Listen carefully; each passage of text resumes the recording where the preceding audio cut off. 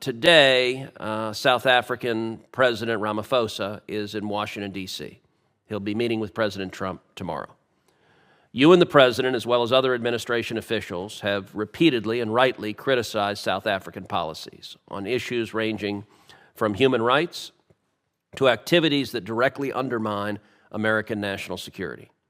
Those activities, in turn, include what appears to be an explicit and extensive pivot away from the United States and towards the Chinese Communist Party. There are also serious and credible allegations that the South African government's decision-making is compromised by widespread corruption tied directly to Iran. They are working together to target our Israeli allies on the international stage. President Ramaphosa himself has taken an aggressive position, leading a charge of genocide against Israel in the International Court of Justice. And he has pushed for precedents and policies that will not just undermine Israel, but expose American officials to vulnerabilities as well. I have every confidence that President Trump will demand South African officials change their policies and will hold them accountable if they don't. And it's critically important for the American people to understand the bases for our policies. Please talk a little bit about the extent of South Africa's malign activities and how they are undermining American national security interests. Well, it's one of the, first of all, we chose not to participate in this year's G20 hosted by South Africa, either at the foreign minister level or the president's level. And it had a lot to do with some of these issues, in addition to some of the issues they brought on their agenda, which we don't think reflect the priorities of this administration. So the president of South Africa is here today because he says he endeavors to reset relations between our countries. And President Trump, if someone says that, is always going to be open to resetting relations. But it will have to touch on some of the issues just pointed to now. Obviously, the position they've adopted towards Israel is way, not just off balance, but completely geared towards one side. And it makes one wonder about these allegations that are out there now of foreign influence, including with Iran. They clearly, on the global stage, and multiple multinational organizations have consistently been a vote against America's interests, time and again. Not one-off. You always understand when some country has to go in one direction opposite to you because, you know, that happens. That's what diplomacy is ultimately about. Diplomacy is also about when we're aligned, we work together. When we're unaligned, we have to talk. But when one country is consistently unaligned with the United States on issue after issue after issue after issue, now you have to make conclusions about it. So all I could say about the meeting today, I'm not there obviously because I'm here with all of you. In fact, it may be going on right now as we speak, or was scheduled to go on as we speak, is this was an outreach on the part of the South African president. He said he wanted to come to Washington. He wanted to reset relations with the United States. I have no reports as to how that meeting has gone so far. If there's a willingness on their side to reset relations, obviously something we'll explore, but we do so with eyes wide open to what they've done so far. And how does their campaign against Israel undermine America?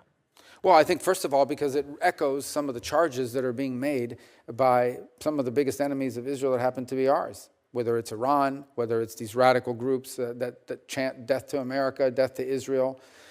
So we're very concerned about that. I also think there's real concern in our mind about some of these international institutions that, frankly, South Africa has lined up strongly behind, who would seek to, if they could, jail, imprison, indict American office holders because of some of the positions we've taken on public policy, even though we're not members to the conventions that create these entities. So if you talk about these groups they are in essence utilizing their forum on the national stage as a nation state under this president and this leadership to echo the claims and the positions taken by not just Iran, but in many cases China as well. Thank you. Do you think Afrikaner farmers are the most persecuted group in the world? I think those 49 people that came certainly felt they were persecuted, and they passed every sort of check mark that had to be checked off in terms of meeting the requirements for that. They live in a country where farms are taken and land is taken on a racial basis. Okay. Do you think they're more persecuted than Uyghurs or Rohingyas, or more persecuted than political dissidents in Cuba or Venezuela or Nicaragua, or more persecuted than those who would be threatened should they be returned to Afghanistan by violence by the Taliban? Well, the problem we face there is the volume problem, okay? If you look at all the persecuted people of the world, it's millions of people. They can't all come here. And we had refugee programs So that were why, acting so as why, a magnet for why people to come here. prioritize Afrikaner farmers? Well, because it's a small subset, it's a new issue, and the president identified it as a problem and wanted to use it as an example. But that's different from having these refugee programs that were basically spending money to put people up in communities and accommodate them, and it was acting as a magnet. Millions of people entered this country illegally, and today the border is sealed. Let me challenge you, and I'm just going to say for the public, if you want to understand about the, quote, persecution of Afrikaner farmers, go look at the composition of the South African government. Since July of 2024, there's a government of national unity, and the opposition party to the ANC, the Afrikaner Party, the Democracy Alliance, is part of the governing coalition. They joined the governing coalition a year ago, and the leader of that party was given the remit of Agriculture Minister, John Steenhuisen. He is the leader of the former Afrikaner Party, still widely representing Afrikaners. He is the Minister of Agriculture in South Africa right now. I assert that this claim that there's persecution of Afrikaner farmers is completely specious. Are you aware ever during the apartheid era in South Africa did the United States establish a special program to allow South African blacks who were treated as second-class citizens in the apartheid program, a special program so they could claim refugee status in the United States? No, because I was probably in 9th grade or 8th grade at the time. Yeah, well, then I don't expect you to know. I'll just tell you, never has there been a special program for Africans to come in as refugees to the United States. We've allowed special programs for people being persecuted for their religion, Soviet-era Jews. We've allowed special programs for people fleeing from communism, Cuba, Vietnam, the Soviet Union. We've never allowed a special program to allow Africans into the United States in an expedited refugee status until now. Afrikaner farmers living in a nation governed by a government of national unity that includes the main Afrikaner Party. And actually, an even more right-wing Afrikaner Party is also included in the coalition government. Now, would you agree with me, Mr. Secretary, that if we're interpreting the statutory phrase, a well-justified fear of persecution, we should try to do that in an even-handed way? I think we should try to do that in the interest of the national security of the United States. So okay, I agree with you too. We should.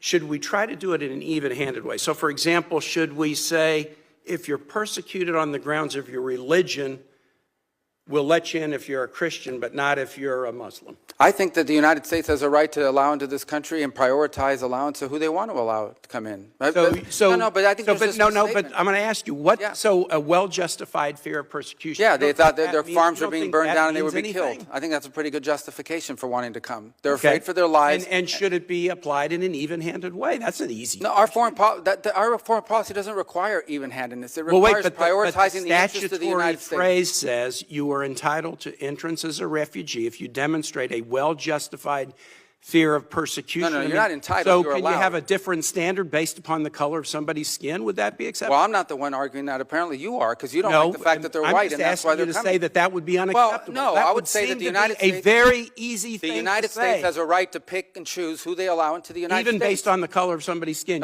You're the one that's talking about the color of their skin, not me. These are people whose farms were being burned down and they were killed because of the color of their skin.